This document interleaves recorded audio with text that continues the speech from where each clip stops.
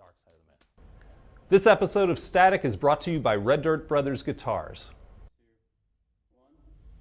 Merry Christmas from Static. I'm George Lang.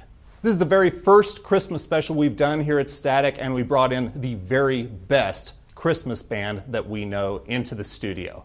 They're going to be performing live on New Year's Eve at the Cox Convention Center in Oklahoma City, performing in its entirety Pink Floyd's The Dark Side of the Moon. Ladies and gentlemen, the Flaming Lips.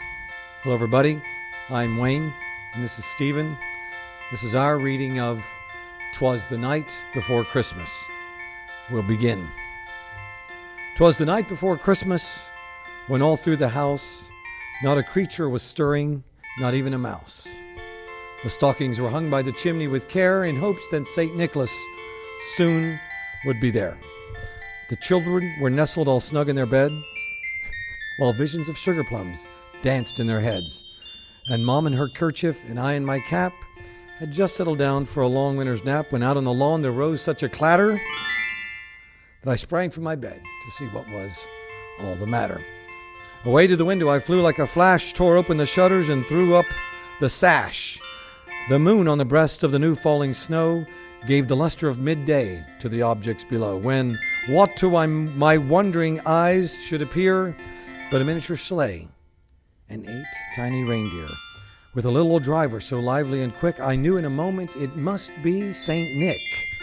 More rapid than eagles, his coursers they came, and he whistled and he shouted and he called them by their names, now Dasher, now Dancer, now Prancer and Vixen, on Comet, on Cupid, on Donner and Blitzen, to the top of the porch, to the top of the wall. Now dash away, dash away, dash away all.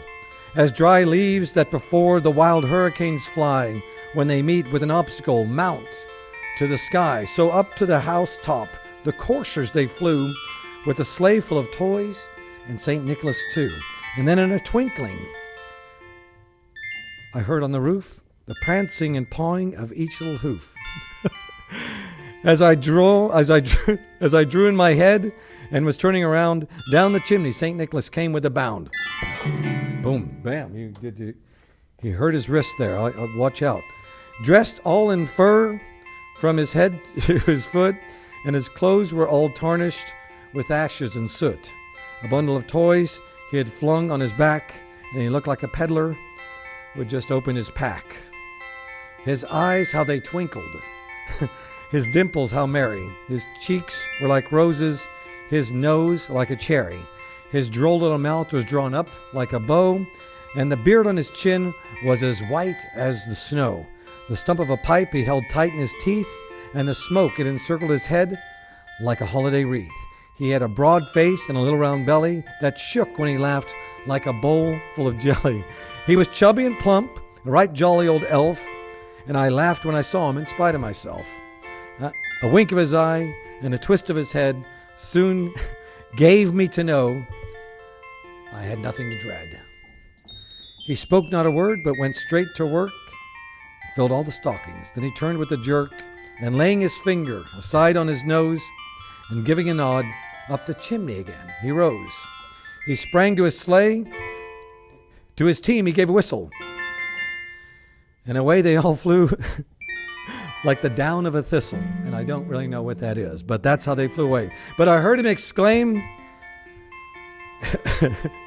as they drove out of sight, "Happy Christmas to all, and to all a good night.